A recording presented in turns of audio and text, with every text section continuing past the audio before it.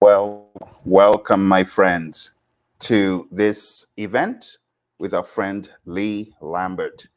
I know in the beginning you were expecting to see an interview with Lee and I. However, as a result of what happens in project management, scope change, schedule change, we have had to modify the schedule. And that shows our agility, quite frankly. Now, today, instead of you seeing Lee and I go back and forth at it, we're going to use this as an opportunity to collect your questions and to see a little bit of Lee in action. I would love for you to do Lee and I a favor. Lee's fine, he's just chilling. But I would love for you to drop some questions because you obviously came to listen to this awesome colleague of ours. I would love for you to drop some questions for Lee. We are working on rescheduling our interview ASAP, okay? Lee is fine, but he's unable to be on here today as a result of, like I said, scope and schedule change, and he will be back stronger than ever. So please do us a favor, drop the questions in the chat, wherever you're watching, whether on LinkedIn or whether on YouTube, wherever. And I'm going to give it about 10-minute time box. And within those 10 minutes, I will be expecting you to also watch a little bit of Lee in action. Okay, so right now, we're going to teleport ourselves to Sweden. We're going to hear a broadcast from Lee's adventures. Okay, I'm sure some of you have never seen this before. So just relax, just chill. And we're going to listen to Lee in action. And at the end of 10 minutes, I'm going to be looking for your questions. Thank you very much for your understanding. Let's get rolling.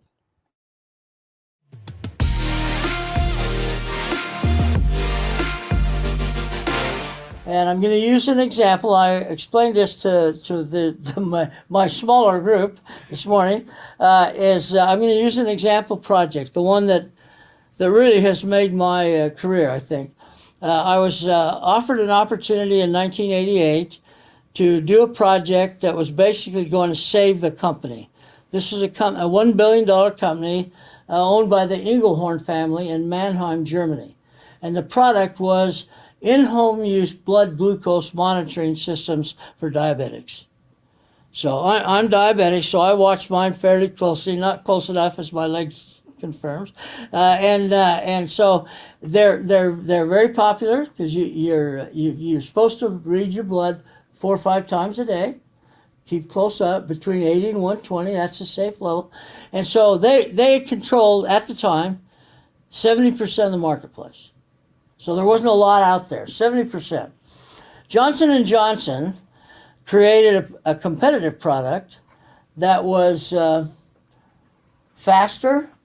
When you're reading a meter and you have to put blood on, wipe it off, wait a minute, it seems like forever. It's like don't watch a pot that never boils. It's the same kind of thing. So speed was important. Accuracy of the reading was important because that determined, do I take insulin, do I take medication or not? You get a bad read and you take some and you're dead.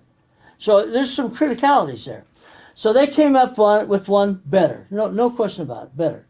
And they began to take market share at 3 market share points a month. And each market share was $3 million on the bottom line. So the Engelhorn family was getting a little nervous.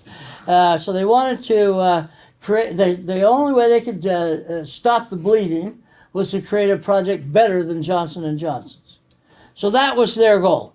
So they had interviewed quite a few project managers, I'm told, until I had trained a couple of them in just a public class, and they had recommended that he talks to me. So he brought me in, a guy named Jack Van Kampen, his DuPont turnaround specialist, big guy, 6'8", about 300 pounds, hated people. Hated people. In fact, we learned later on, if you actually knew Jack, that's because you'd been fired. Because that's the only time he would talk to you. And so he brought me in and he explained the whole situation. I felt so bad about it. And I wasn't diabetic at the time. And so he said, what do you think, Lee? He said, your reputation is good. What do you think? I said, well, I think we could do that. When do you want it done? He said, well, we need it in 3 years or we're going to be out of business. I said, wow, that's a brand new product and all the peripherals that go with it in 3 years. He said, yeah, that's what we got to have. He said, can you do it or can't you? I said, well, yeah, I think I can.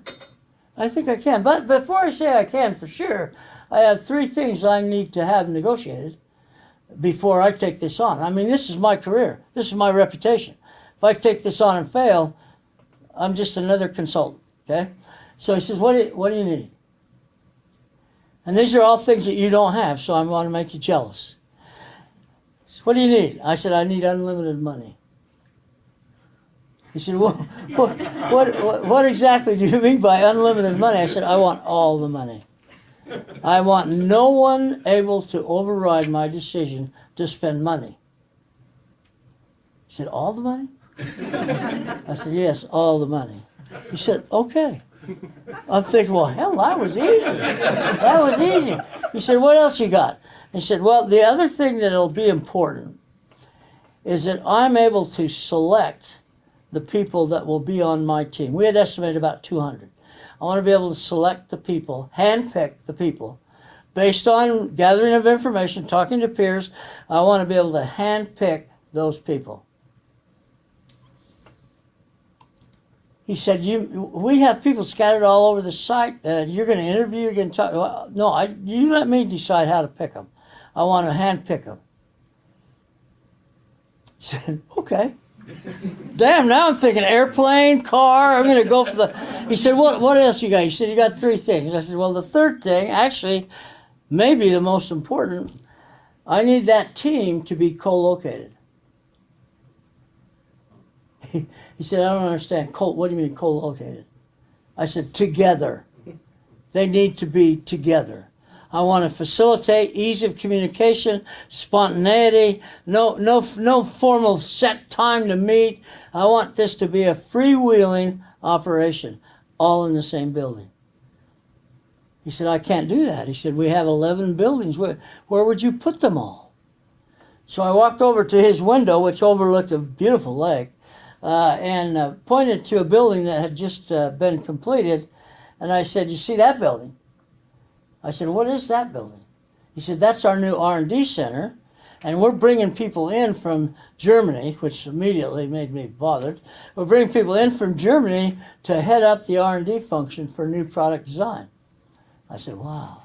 I said, you know, that is a really nice building. I said, and it's a nice location, everything. I said, that'd be the building I want. He said, well, I can't do that. He said, Jerry Muller was the R&D guy coming. He said, Jerry's not going to go for that. And I said, well, then I'm not going for the project. I said, I said 3 things, and you only gave me 2. So I appreciate the confidence you had in me to even invite me to come, but I'm not willing to risk my reputation on something that I think has a high probability of failure. And so I said, thanks, but no thanks, and drove back to Ohio, about a 3-hour drive. Drove back to Ohio. That's on a Friday. On Monday, Jack called me and gave me the building. So now, you see what Jack, smart guy. He just called my bluff.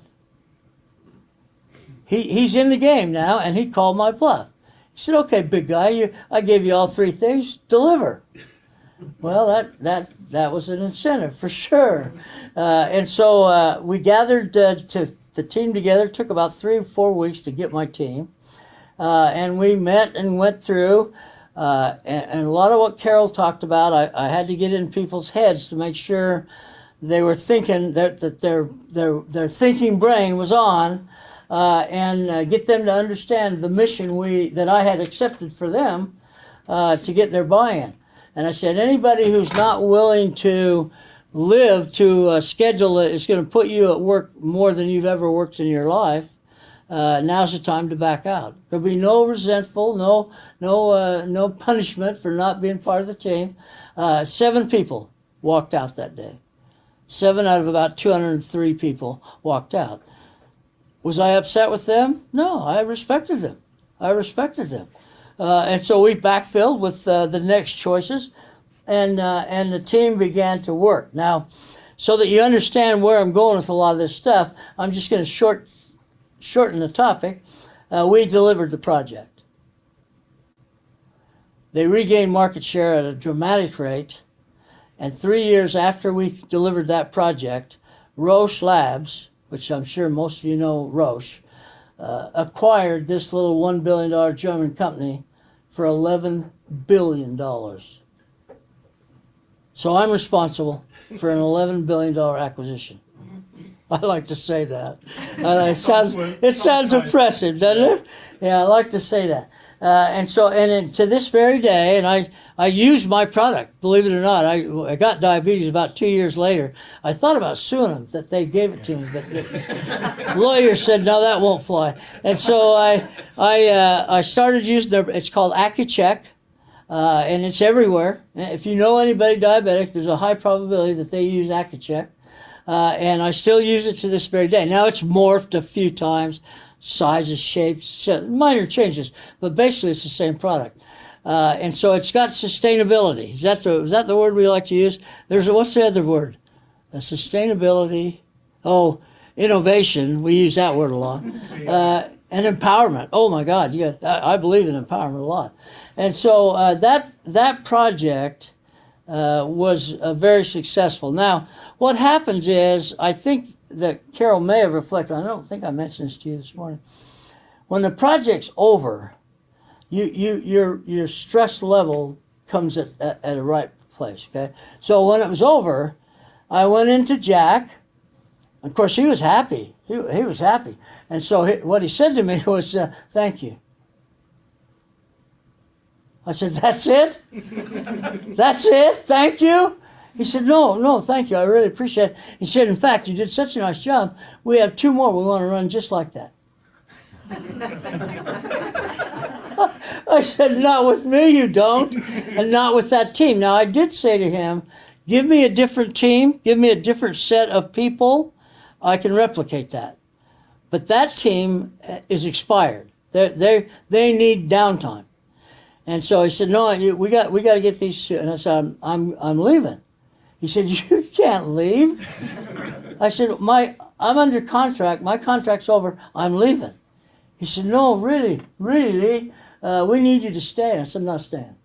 Now, I was married at the time, although I wasn't sure who my wife was by the time I got home. And so I said, I'm sorry to say you'll have to. I'll try to recommend someone if you'd like, but I'm going home. He said, okay, wait a minute. I've got a deal for you. If I were to give you a check for $30,000, would you agree to come back if I need you? Wow, I thought about that for 5-6 seconds. And I said, 30,000. I said, yes, I'll give it to you. This just so Monday. Said, Friday before you leave, I'll give you a check for $30,000. I said, that sounds like a deal to me. And so I got my check on Friday, said my goodbyes to everybody, and went back to Ohio.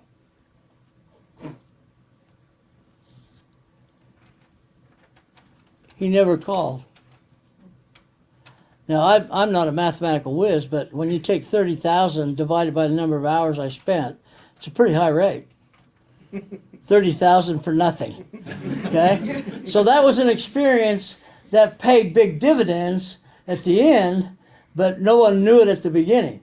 And so the reward that he gave us all, because he was totally against what we came up with, my research people said, if Jack wants to identify spontaneously some way to recognize our effort, that's fine, but don't hold that carrot. I heard that at GE. Don't hold that carrot out there and then keep moving it. And so at the end of the process, he came in, gathered everybody together, wanted to take credit for this, and said, as a reward for your efforts, I'm going to send you and your significant other to Hawaii for 2 weeks on me. Nobody bitched about that. Nobody turned that down. And I reminded Jack after, you got that for a lot less than $2 million, I can guarantee you. And it had a bigger effect. So there has to be something at the end besides I'm done. Some way to mentally know what you've accomplished. And that's the idea I want to build. Well, in order to know what you've accomplished, you have to know what you plan to accomplish. And that's where project management comes in. If I don't have a thing to measure, everything looks like it's going well. And so that's where it comes in. Now, the bad news is your projects will never be on time, probably won't be within budget, but you'll feel good about the process you went through. And unfortunately, you won't have the decision-making capability to really impact the overall.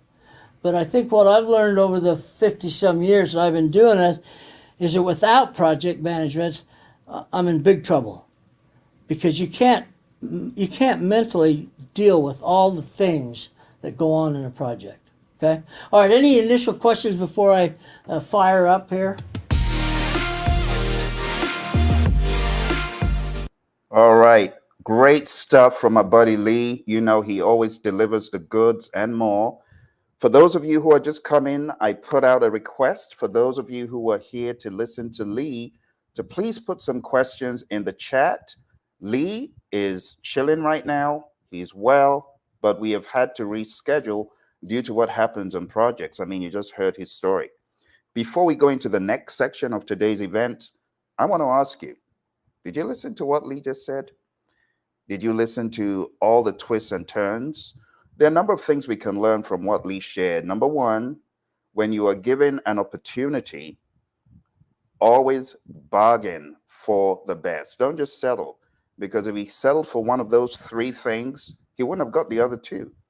All right. So in the world of the PMP, which I know many of you are familiar with, you hear the term trade-offs. Lee gave us an example of why you should trade off. It's going to be for the greater good of the project. It's going to be for the greater good of the team, maybe even your greater good, as you heard him talk about. Don't you want a blank check for $30,000, never to have to return that again? That was quite the example.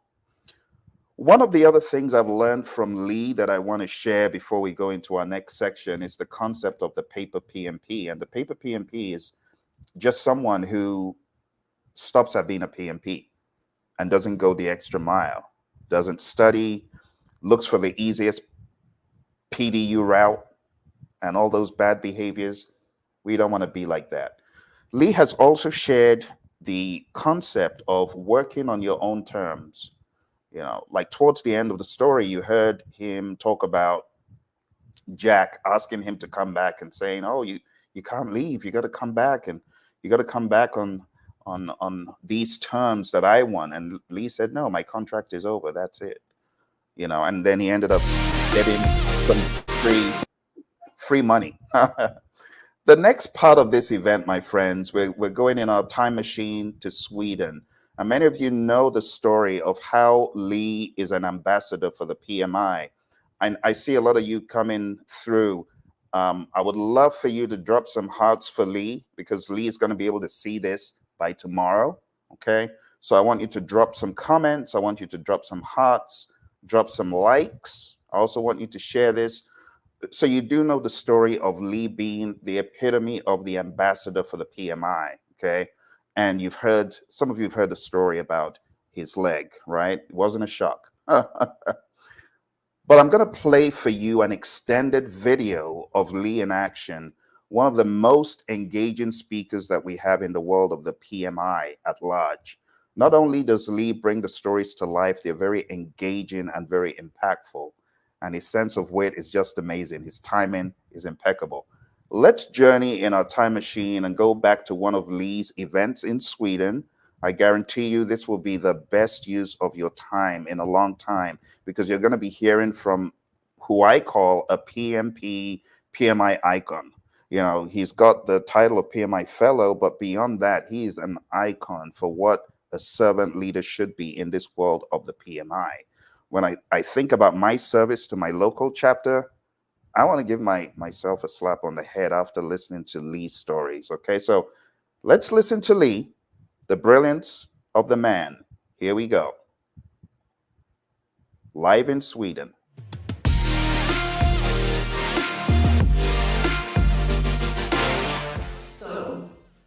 Very welcome, Lee, and please. Thank you very much. This is so out of my nature to sit down, but my doctor warned me that I shouldn't be here. And like any good project manager, I didn't listen. And so I've had 6 hours today of trying my leg out. I still prefer the real one. This one's a little hard to deal with. So I want to spend some time. I am overwhelmed with this program. I feel as though I am among the real stars of this process. When I hear what Sweden has done in terms of project development and innovation, and I think about the workshop that I just did, it's so insignificant comparatively. But one of the things that I've learned over the years, and I started in project management.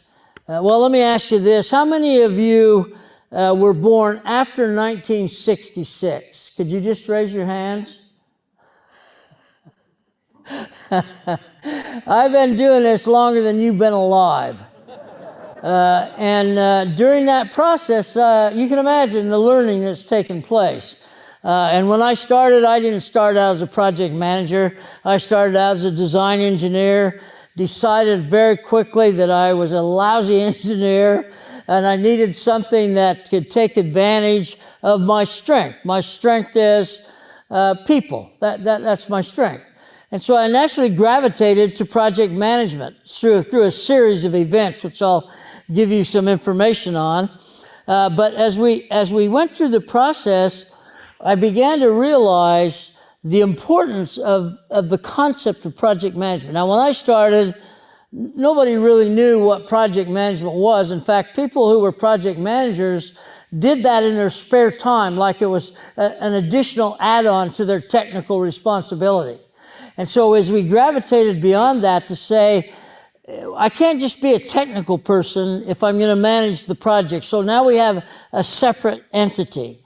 So I started to do that, and I talked to a fellow at a conference once, and he said, I think you should be in project management. And I said, I know, what is that? And he said, well, I'll tell you, the thing about project management is that project managers don't do work. And I'm going, well, hell, that's the place I want to be. I've never been a big fan of work. And so I looked into that a little bit, and I'll be darned if I didn't find there's some accuracy to that statement. And I repeat it often to remind myself, if I start doing work, I have to back off. Project managers don't do work. They get work done through others. And I think that's something we have to take into account in every project, is that we have to maximize the performance by capitalizing on the human resource that's available to us. So let me give you a little of the past. Now, having been in the business 55 years, having been in PMI, now I'm going to be honest with you why I joined PMI. It's no big innovative thing, but I got a job that was very project management oriented. So I looked up, we didn't have Google back in those days, but I looked up references, and it said there's this association that was formed in 1969 that their focus is improving the capabilities of project management. So I thought, well, heck, that's where I need to be. So I talked my organization into sponsoring the membership. Little did I know the impact that decision would make on my life. It's been unbelievable. So in 1978, I began to volunteer. That's what it's all about. Lee, what are you doing on Saturday? I don't know. Well, we've got a project that we need someone to come in and help us run. And so that's where it started. It started innocently enough. I didn't know I was going to be all over the world talking about projects. I just thought I was going Saturday to a little volunteer thing. So I started to do that, and as I did that, I learned more and more about the concept of project management, that it wasn't a hobby, it was actually a profession, and that was the reason PMI was formed, was to extend that profession. And so I started to keep track, and what I thought to myself was, you need to be what I call an early adopter. As new things come into play, and gosh knows I'm going to talk about some of that I've heard here today and yesterday. As new things come into play, I don't want to be on the catch-up phase. I want to be on the leading edge, early adoption of these new concepts so that I can take full advantage of them. And our business of project management is ever evolving. It's never going to stop. So if you think you're there, get over it. You're not. So it started for me with the concept of, some of you may have heard of this, work breakdown structure. Ever heard of that? WBS. Now, a lot of you are saying, oh, I know what the BS stands for. No, this is work breakdown structure, okay? The Department of Defense introduced that concept in the 60s. And all of a sudden, people were saying, well, that's the way we should do project management, defining all the work that needs to be done. This is the leading edge of project management. So that sustained for a while. And then all of a sudden, and this was really what propelled me into a career, came the idea of earned value. Now, if you've not been exposed to earned value, God bless you. Because it's a sophisticated application, but without reservation, I still to this day believe it's absolutely the most realistic way to measure and manage projects. Everyone doesn't agree. GE had a big contract with the government to do a nuclear reactor, and they were imposed to use earned value. Everybody screamed and raved, and so I had already determined by then, as I mentioned, as an engineer, I'll use a technical term here, I sucked. I really, it wasn't what I wanted to do, and so I volunteered to train 300 engineers. That in itself is an unbelievable task, to train 300 engineers on how to use earned value.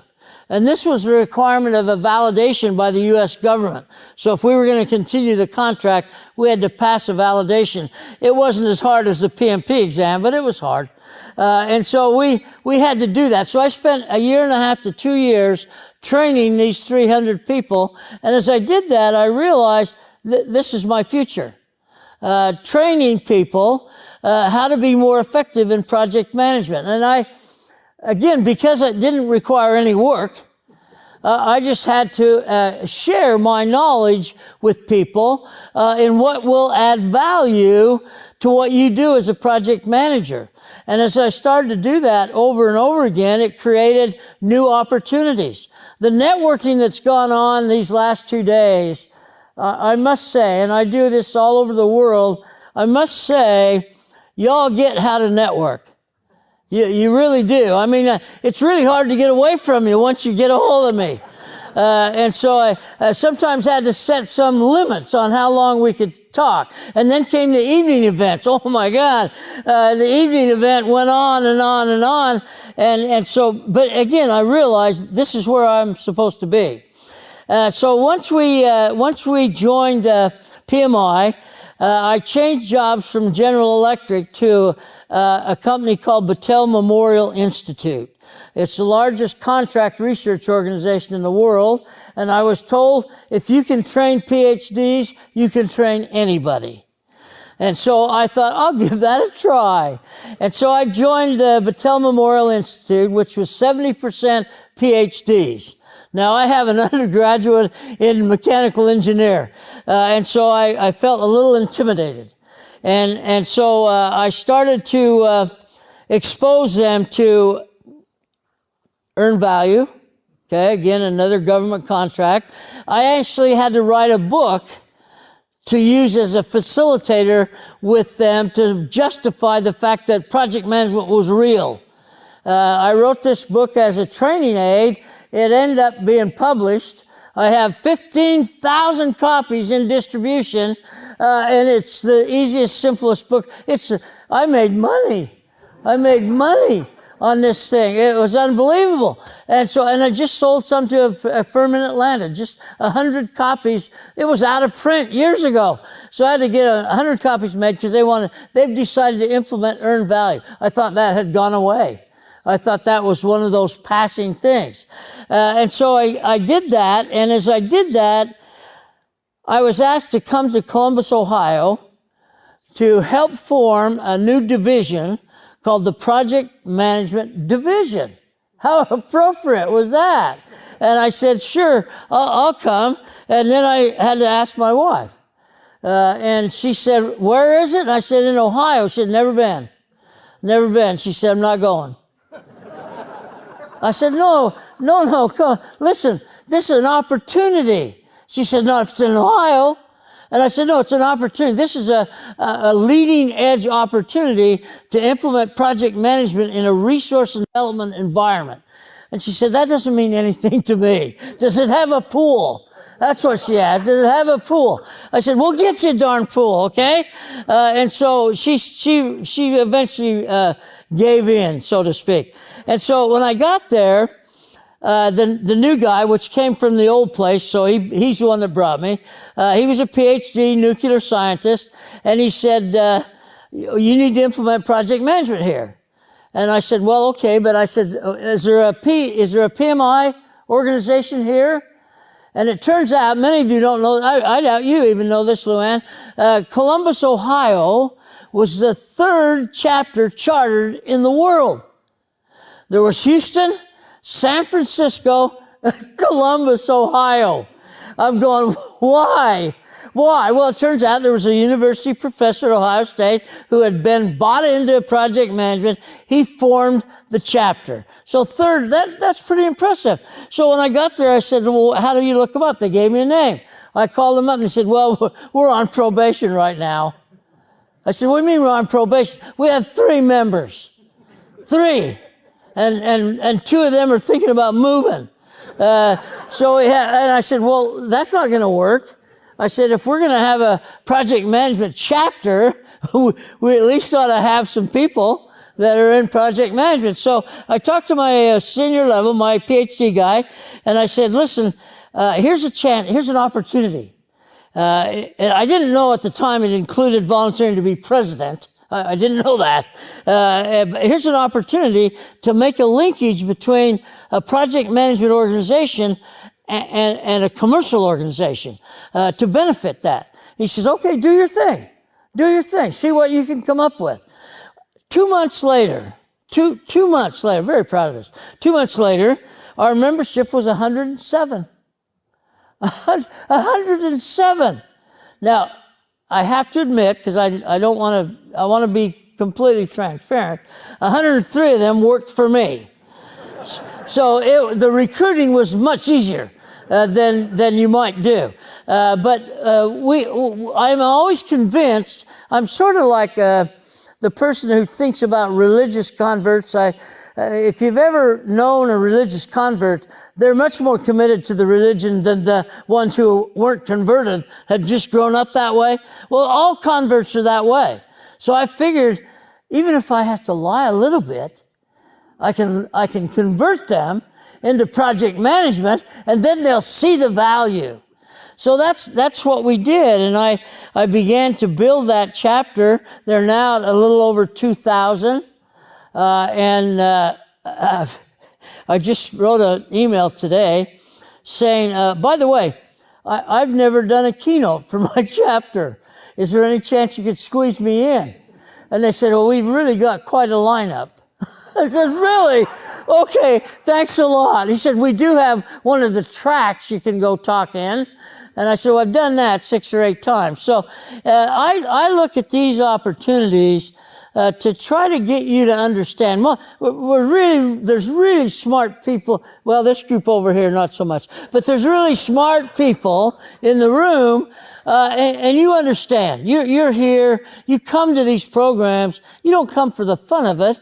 You come to network. You come to learn new trends. You come to share your experiences with your peers, and that's why you're here. So the opportunity is one that I revel in the chance to do that. So we were very successful in that chapter, and out of that came an invitation to join a very select committee of 5 people. I think they were emulating the organizational founding. They had 5. So we got 5 people to start a project management certification process. There wasn't one in place. Never had been at that time. And PMI, under the guidance of, I think Ken Hartley was president at the time. He's the only guy, passed away by the way, sadly. He's the only guy that's been president twice. I mean, talk about a fool. President twice. And he was president. And what he basically said, the certification is our way of validating that we are a recognized profession. And so we really need to make this happen. So I got a letter that said, we'd like to have you be one of the 5, and your area of expertise will be R&D and consulting. And those will be the areas that you focus on. But our goal is to develop a certification process and all the bells and whistles that go with it to expose to people that have chosen this profession. We did some surveys, and we found that one of the things that attract people to organizations like PMI is a certification process. It gives them some ownership. It recognizes the professionalism. So it was a definite decision that the impact was going to be good. So we recruited additional volunteers. Obviously, we went far beyond the 5 that started it. And after 3 years of development, we rolled it out in October of 1984. So it took 3 years basically to formulate the process. It took so much more than the questions that we were looking for. It's all the support structure. It's one of the things that I had some direct responsibility for that y'all owe me for is PDUs. I love PDUs. People, you gotta have them, you see. That was the idea. We'll get you certified, but then we'll keep you there with PDUs. And so, unfortunately, and I'll tell a little bit more about that, unfortunately, that's morphed a little bit, and now it's somewhat of a numbers game. So now it's not about which PDUs you got. Did you get 60? Because anybody that's ever let their PMP expire knows you don't want to do that. If you want to have a PMP, that means you got to take it over. You don't want to do that. So at the time, we rolled it out. We had 55 people. Okay, and we got about 300 people here. We had 55, and at that time, we only administered the exam once a year at what was then called the symposium. So once a year, you had a crack at it. And 55 people took the exam, 39 passed. So we had 39 people who were among the first people to become certified. Nobody even knew what that meant. And certainly it didn't get any public relations activity as a process. But we began to get professionalized, okay? So we rolled that out. Everybody was excited about it. It was every question was created by some volunteer like you and I. All the questions, we didn't have any specialized question development people. They were people who, that was their profession. And they said, these are the kinds of questions I'd like to be sure people can answer. So we ended up with, and back then, you see, the body of knowledge, the PMBOK, and this is kind of an ironic thing, and many people don't know this. We began conducting PMP certification testing before there was officially a PMBOK. Made it a lot easier to pass because you had no basis. And so they were just volunteer questions. The first publication of an official PMBOK, there were people who would say white papers began, but it was 1996. So, but by then we'd been doing implementation for 10 years. And so we had 320 questions. They were 8 body of knowledge areas, 40 questions per, and you had all day to take the exam. 4 hours, 4 body knowledge in the morning, 4 body knowledge in the afternoon. And you had to pass all 8 body of knowledge areas. Now, we did give a little bit of levity in terms of you could fail 2 and just have to take those 2 over. But if you failed 3, you got to take the whole exam over. And so it put the fear of God in people is what it did. It made them realize that I don't want to fail this. And so most people took the full 8 hours. Now, in 1995, I was given, as were the 5 people on the original committee, the authorization to take the exam. You see, PMI in its almost unbelievable attention to potential conflict of interest and keeping everything on the, quote, up and up. They wrote a letter to us on the committee that, oh, by the way, thank you for your work, and you're not allowed to take it for 10 years. Well, I thought we'd be grandfathered in. I thought they'd say, as a reward for your work, you're certified. No. They said 10 years from now, we will authorize you to take the exam. So that stunned me a little bit. I was a little bit surprised. So I waited 10 years. I did some work. I did a few things. And I was teaching, a lot of teaching. I quit working in 84 because once we got the certification process, I decided training people on how to do that's going to be my thing. And so I was doing that. At the end of the 10 years, I'll be darned if I didn't get a letter from PMI saying, you are now authorized to take the exam. Well, that was just the best news I ever got. I went home and told my wife, I said, Karen, I got a letter. They say, I can take the exam. What do you think? She said, if you don't, you're going to look pretty stupid. And so I said, okay. So I studied for a couple hours and set up an appointment with an IBM and AT&T group down in Altamont Springs. So we were obviously doing it more than once a year by then. And so I went down to Altamont Springs, and it was going to be the 8-hour test, the old body of knowledge. And I sat for the exam. I was apprehensive. I'll admit to you. I was apprehensive. I'm a relatively cocky guy, but I'm thinking to myself, I've seen some of the, you don't get to see the test. You don't get to see the exam. Those of us who are on that, we didn't get to see the final exam, and now nobody gets, it's the jewels. I mean, it's what the organization promotes because it recognizes our profession. And so I was a little apprehensive. So I went down there thinking to myself, look, I kind of followed Carol's advice, just kind of let it go, just make sure my thinking brain is operating, and sat for the exam. I finished the exam in 2 hours and 45 minutes. The whole exam. When I got up and left at 2 hours and 45 minutes, people began to laugh. They thought I was giving up. They thought that I had thrown in the towel. Well, I finished in 2 hours and 45 minutes, and again, things have changed. Back then, I wanted to know if I passed. I mean, you want to know if you passed? They said, we'll let you know in 6 weeks. So 6 weeks had to go by before I even knew if I passed. And I walked out of there feeling pretty good about it, but you never know. It's kind of like a jury trial. You never know. And so in 6 weeks, sure enough, here come the letter, and I got 100%.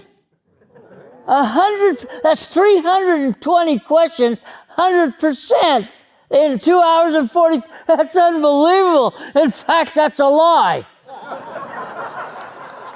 2 hours and 40, you kidding me? We don't tell you what you got. All we tell you is you pass or fail. So here's the way I interpret. I'm kind of that kind of guy. If I see pass, I translate that into 100%. No, who can argue with you? Nobody knows the difference. And so as we looked at that, here's what I want to point out to you. That we are truly in a growth condition. When Luann throws that graphic up that said we have 700,000 plus members, that's almost pathetic.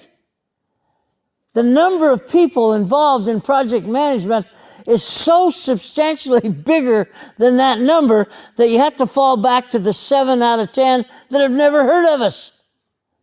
We need to spread the word. And not just to get members, that's the easy part. Members become, this is another thing I take issue with. I have to be careful because I have 2 board members here, so I got to be a little bit cautious. But I take a little bit of liberty with this idea. And Pierre, our new CEO, quotes it oftentimes, and I've dropped him an email. I occasionally drop emails. And I dropped one to him about this because we tend to quote 14,000 volunteers. That seems to be the number we're using these days.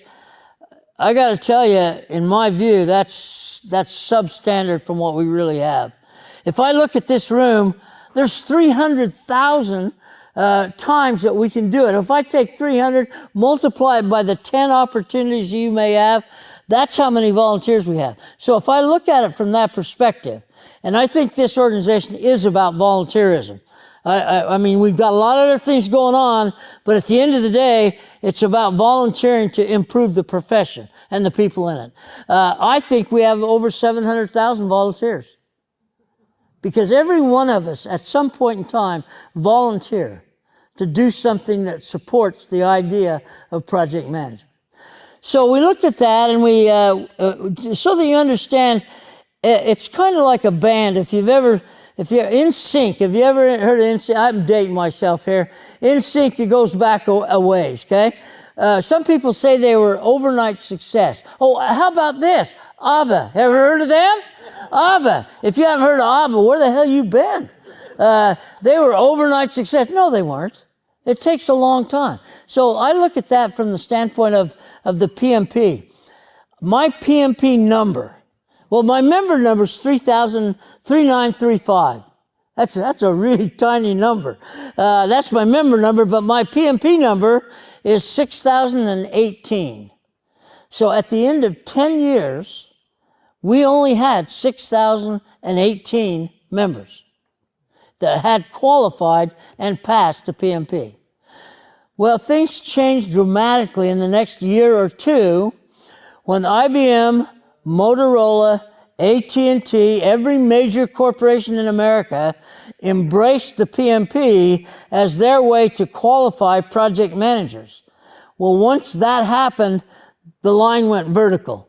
Once that happened, we were training and giving that exam dozens of times through the year. I myself personally trained 3,000 IBM people. 3,000, that's just me. So the numbers took off. And unfortunately or fortunately, depending on how you look at it, some of that was due to peer pressure. Some of that was, hey, Bob's got a PMP. Did you get yours? You didn't? And all of a sudden, yeah, oh yeah, I did. I got mine. Well, so I want to make sure you understand that having the PMP, how to say this, some of you are probably going to take exception. I always tell my students, if you will, and I don't believe in boot camps and that kind of thing, so longer term. But if I tell people that are excited about getting their PMP, and since I have 100,000 LinkedIn followers, I get a lot of it, excited about the PMP, I congratulate them. Obviously, I write a note of congratulations, but I then go on to say, please remember that getting your PMP is the beginning of your journey, not the end. If we take getting the PMP as the completion of our journey in project management, we are seriously short-circuiting the process, because now you have the foundation that you can build upon. Many people, I call them paper PMPs. They're people who took a boot camp, who did a crash course in study, passed the PMP, and then went back to doing things the way they've always done them, okay? And in big groups where I have an opportunity, I won't do it here because I don't want to embarrass anybody, but the one of the things I'll say is, how many of you have PMPs? Well, let me ask that. How many have your PMP? Okay, now that I see some that don't, I immediately want to know what your problem is, but we'll go on to that later. So how many of you now, in this case, different question, how many of you work with or in association with PMPs who aren't? Yeah, there's some hands. The reluctant hands are sitting next to the one that they want to raise their hand about. And so out of that, you can make a rationalization that says those are paper PMPs. And out of 1,500,000, this is my estimate, I have no validation, out of 1,500,000, I'm guessing we have at least 200,000 paper PMPs, okay? Meaning just that, they passed the PMP exam. And that's great, I'm glad they did, but if they haven't built upon that foundation, they're not realizing the value that we have. So we look at that from that perspective. So we're not about more PMPs. That's not what we're about. It's gratifying to know I played a role in that, but it's not about how many you have. It's about are they doing good in the community? And this year and last year, really, we started this idea of community. Now, I've been with every managing director since day one. And in the beginning, our managing director was a volunteer role. And so I've been with all of them. There's been some good ones. There's been some bad ones. There's been some that are okay. We have a good one right now. And one of the things that Pierre has landed on that I can't believe how beautiful it is the establishment of the PM community. And I learned when I was in, by the way, because of PMI, I lost my leg. And I don't hold it against them. They're nice people. But the fact of the matter is, I would have preferred to keep it. And so I was on a 4-country tour, and I saw I was having a little problem with my leg. But usually if I just take a lot of antibiotics, the infection goes away and everything's fine. So that's what I did. And it started to get a little better. But then when I got to Indonesia, it started to get worse. And so when I got to Sri Lanka, it was pretty bad. By the time I got to Romania, one toe was completely black. So I went to hospital in Romania. I still had one to go. I had Portugal. That was the last country on my tour. And so I went to the hospital. They made me go to the hospital in Romania. And I saw one of their doctors, and I assume he's very well qualified. He looked at my foot and my leg, and he said, "We need to take that off." I said, "Excuse me?" He said, "Yeah, that's got to come off." I said, "Well, no, I just need some more antibiotics." He said, "No, it's too late. It's too late. It's gone, and it's moving up. And if you don't get it off, you could lose your whole leg." And so I said, "So you're recommending surgery in Romania?" He said, "That's correct." And I said, I'll pass. We have some doctors that I have a lot of faith in the United States. I love Romania, don't get me wrong, but I don't want you operating on me. He wrote a letter. Evidently, they have insurance in Romania because he was afraid of getting sued. He wrote a letter saying, "Mr. Lambert has refused my advice to have his leg amputated." And they said, "Well, let's get you home." And I said, no, I still got Portugal. And I said, "I'm committed to Portugal. I got to go." So they got me to Portugal. It wasn't my highest performance activity for sure, but I stuck it out. I gave my keynote presentation. They rushed me to the airport, and 24 hours later, my leg was gone. And it's all because of PMI. I've never really mentioned it to Pierre, but I said, they owe me. Because if it wasn't for PMI, I wouldn't have been in Indonesia. Wouldn't have been in Portugal. And so you got to realize there's a downside to being enthusiastic about what you do. And I asked him the other day, I said, what's the chance that this leg might have some problems? They said, well, if you wouldn't manage it appropriately, you wouldn't have to deal with that, because the life expectancy of someone who loses both legs, maybe 5 years if you're lucky. I have a lot of plans that go beyond 5 years. So I'm managing my diabetes. And fortunately, I had a project. One of the reasons that I'm so committed, I had a project that I was told was impossible. This can't be done. And it was my very first consulting role after leaving a commercial organization. And I was recruited to do this project that was the impossible project. In fact, PMI wrote it up later as the impossible project. And so this project was a medical diagnostics project. We've heard some of the medical diagnostic things we talked about. And this one was to create a new meter for in-home use to determine what your blood glucose levels are for diabetics. And there's a certain range that you want to stay within to be safe. So, and I'm diabetic. Now, I wasn't diabetic when I started this project. I considered a lawsuit about that, thinking they may have given me diabetes. But it turns out that that's not true. And so what we had to do was we had to take an existing product that had 70% market share in 1988.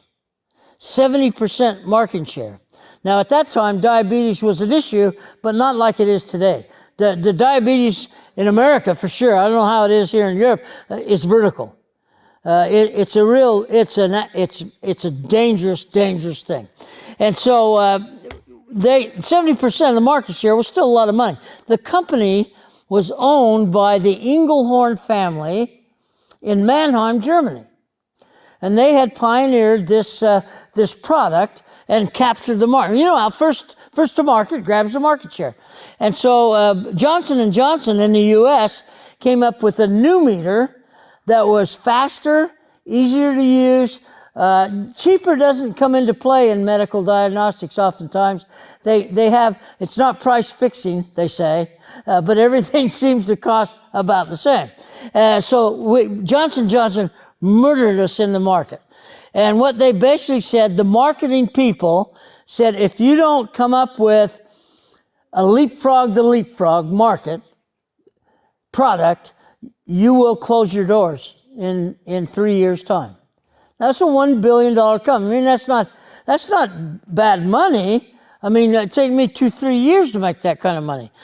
So you look at that and you realize there's a lot at stake. So now you see where you got your stakeholders. We talk about my program upstairs. We talk about stakeholder management. People don't understand this. The ultimate stakeholder in that process are the diabetics. They're the ones that have their life at stake. And so we didn't really think about that. So we had a lot of issues in stakeholder management. But what we decided was it was impossible. So they brought in a turnaround specialist, a guy named Jack Van Kampen, a Dutch guy, by the way, who was a turnaround specialist. And he was 6'8", 300 pounds, hated people. Hated people. Nothing like hating people to get a team motivated, right? In fact, we had a joke that we'd say, if you've ever met Jack Van Kampen, it's because he fired you. Otherwise, he didn't mix with the people. And so he recruited me because I had trained a couple people in their organization. It's called Behringer Mannheim was the name of the company at the time. And so they brought me over and said, what do you think? Would you be able to do that? And I said, what's a normal time? Well, 3 years is a normal time to develop and implement a new product like that. So 3 years. And we've had a drop dead date that we're going to go out of business in 3 years. He said, what do you think? Can you do it? And I said, well, hell, of course I can do it. Of course I can do it. I do have some requirements, however. He said, what do you mean? And I said, well, there's 3 points that we have to negotiate before I'll make a commitment. And remember, I'm putting my personal reputation on the line. Because if I don't get this done in 3 years and this company goes out of business, guess who gets the blame? Okay?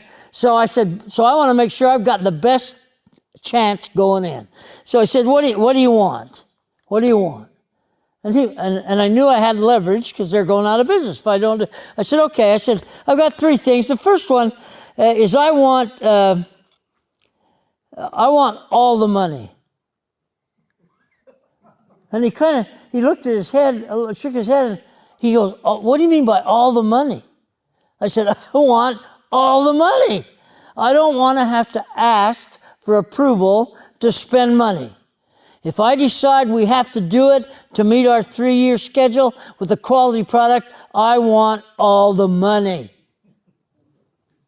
He took a few seconds and said, okay. I thought that was easy. I thought it'd be much harder. It was a $1 billion company. I just got all the money.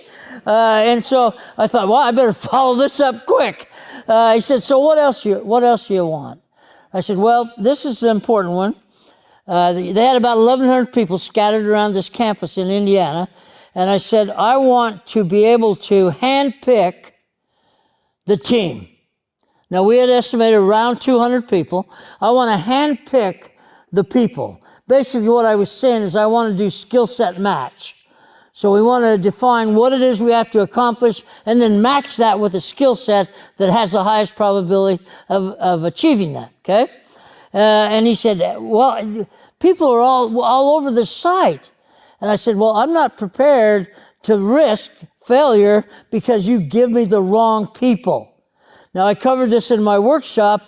The biggest problem project managers face in today's environment is being assigned the wrong people and not being able to do anything about that. We work in a matrix environment. We have resource pools. Their job is to keep a flat histogram, so they give you body count. They don't necessarily give you the right skill set. So I said, I can't do that. I want to be able to handpick the team. Well, he was a little concerned about that, but then he said, okay. Well, I'm thinking to myself, airplane, car, I'm going to go for everything. And I thought, no, let's stay true to the effort. He said, what's the last thing you want? The third thing. And I said, well, this actually is probably an extremely important thing for what we're going to try to do, is I want the team to be co-located. Now, he said, he was a smart guy, but he was acting stupid. He said, what do you mean by co-located? I said, I want the team together in the same building, in the same place, so that we can have spontaneous communication. We can have random opportunities to solve them problems. I said, I want everybody together. He said, that's impossible. We can't do that. And I said, I'm sure you can, Jack. And I walked over to his window, and I pointed across, beautiful lake, really pretty setting, beautiful lake. I looked over, and there, I said, you see that building over there? He said, yeah, that's our new R&D building. We're just moving people from Germany to occupy that building to do a lot of really intense R&D work. And I said, so that's your new building? He said, yeah. I said, that is a nice building. I said, I really like that building. I got the lake there, everybody kind of a relaxed atmosphere. I really like that building. That's the building I want. And he held his ground. He said, I can't do it. He said, if I told Jerry Muller he wasn't getting his building, there'd be hell to pay. And he said, so I'm sorry. And I said, but he said, you're still on, right? I said, no, I'm not. I'm not going to risk my reputation when I don't have all the tools that I need. I said, but if I can find someone, and I actually said this, foolish enough to sign up, I'll recommend them to you. But I said, for me, I'm out. It's kind of like Shark Tank. I'm out. Okay? And I got back in my car and drove off to Columbus, Ohio, about a 3-hour drive. And that was on a Friday afternoon. And Monday morning, I get a call from Jack. And Jack says, you know that building you're talking about? I said, oh, I do indeed. He said, it's yours. You can have the building. Damn, he's called my bluff. He's going to expect delivery now. And so we got busy creating a team, thinking of what Carol said. I've been with Carol 3 times now. Every time I'm with her, I hear something new that I should have been paying attention to. And we started to create that kind of an environment. So let me give you the short story. We did it. We did it. This team we ended up at 203, ended up at 202 because the one guy got hit by a truck. So we got reduction in force, so to speak. And we finished the project in 18 months. 3-year project, 18 months. Project people that were on that project worked 14 hours a day, 7 days a week for 18 months. No overtime requested, no bonuses promised. They were committed. What you need to be successful in project management is committed. That means innovative. That means creative. And what I've heard today, it's kind of gone in cycle. We went from WBS to earned value to then along came Agile. And you can see the interest in Agile has waned a little based on our survey we did yesterday. And now we have, what is this called? AI. Oh my God, AI, that's the answer to all our problems. With AI, all our projects will be successful. No, they're not. It's another tool that project managers have to decide, what can this tool do for me? What do I need in order to do my job more effectively? That AI can help. And after AI will come quantum computing. And after quantum computing will come the next wave. So you've got to understand it's cyclic. It's never static. Project management is never static. And so in order to be effective, I have to stay ahead of the power curve. That's why these kinds of programs are so important, to give you information that says, oh, this is what's out there now. I should pay attention to this because it's not because it's going to deliver a project, it's going to make my job easier. And that's what we need to take advantage of, is that we can understand that all these tools and techniques, I can literally throw them away and still be effective, but it might take longer. It might take more work to get people committed. So buy-in is so important. We don't spend enough time getting buy-in. And so when you look at project management as an association, we need to spend more time getting your buy-in that PMI has something to offer you. Because it does. I wouldn't be a member for 46 years if I didn't think there was something in it for me. And it ain't money, because I don't get paid to do this. I'm doing this because I think it's important. Someone asked me once, how are we doing on time? I always have to ask that. I'll try to, have I got 5 minutes? Can I take 5 minutes? Okay, because I got to be somewhere to teach this again. So if I look at this, someone asked me on LinkedIn, talking about your investment in the chapters, and $15 to $25, and another 139 to be a PMI member. So it's $150. They want to know, do I feel like I've gotten my value? Because we're on a big value kick right now. So that question came out. Have you gotten 46 years worth of value out of your membership?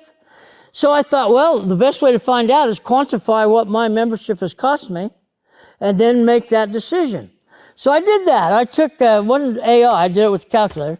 I took the amount of money I'd paid for dues, multiplied by 46 years. Here's the answer. $85,000. $85,000. I told my kids that, they almost crapped. They said, why didn't I get that money? I could have used that money. I could have paid half of a year of tuition with that money. Oh, but I got so much more value. So did I get the value? Absolutely. Will I continue to get it? Absolutely. My life, I'm already past my life expectancy, and I got one more leg to go. So I think I'm going to make it. And so I spend my life trying to convince people that they should invest in PMI as well. And I believe in it wholeheartedly. I couldn't fake it. Unfortunately, I would never be able to do that. Will I ever stop? I doubt it. Do I complain about some things PMI does? Of course I do. If I didn't do that, they'd say, did Lee die? Because I always have comments, I have observations, and people take it for heart. One of the things that's beautiful, I'm closing out. One of the things that's beautiful about PMI, especially with the new, I hate to use the word regime, but that's what it is they listen. They listen. And you can see Luann's she's dangerous. Luann is dangerous. You might think she's just chatting and she's soaking it in. She's remembered things that the members think might be important. And being a member of the board, she can actually impact those things. So that's another reason we come out and talk, is that we get to talk to you. Not you talk to us. We get to talk to you about what PMI can do and what it will add in the way of value to your organization. So you've got to sell your management. Some of you have done that already, but you've got to convince management the return on investment, the 85 grand they're going to spend if you last 46 years is going to be a worthwhile investment. And I think that's the issue. Now, quickly, all the stuff that's out here, I mean, I'm going to be honest with you, I am sick and tired of hearing the words AI. Good God, there's other things in the world, people. But AI is the hot topic right now. And so it's the issue that I have to stay ahead of. So I'm always constantly looking ahead, but I'm not spending all my time out there. I'm making sure I capitalize on the old before I convert to the new. So when we look at transformation projects, be careful. Don't rush to transformation. Make it be a thoughtful transformation, and it will pay dividends to you. All right, any questions, quick questions, because they get very upset with me. Questions, any questions? No questions, okay. No. Thank you. Thank you.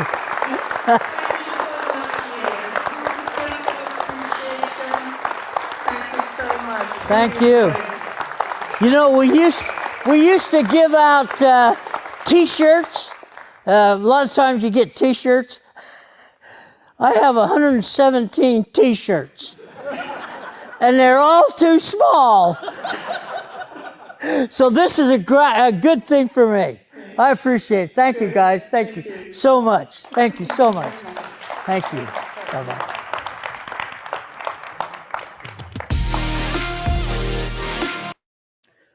All right, my friends. Well, there you have it. You were able to listen to our friend Lee. You were able to see his brilliance. You were able to see everything that he shared about his journey and about how project management has evolved to where we are today. I want to encourage you, for those of you who were looking forward to the interview, why don't you go ahead and drop some questions? Maybe after the fact, that will be fine. But if you drop some questions, Lee will get to those questions, and we will ensure that we answer those questions for you on our very next interview. Okay? So that's it, my friends. That's it for today. Thank you very much. As I said, there's no cause for concern. Lee as well. He's just been a very good stakeholder. I'll let him explain when we have the interview. All right? Thank you very much. Speak to you soon. Bye for now.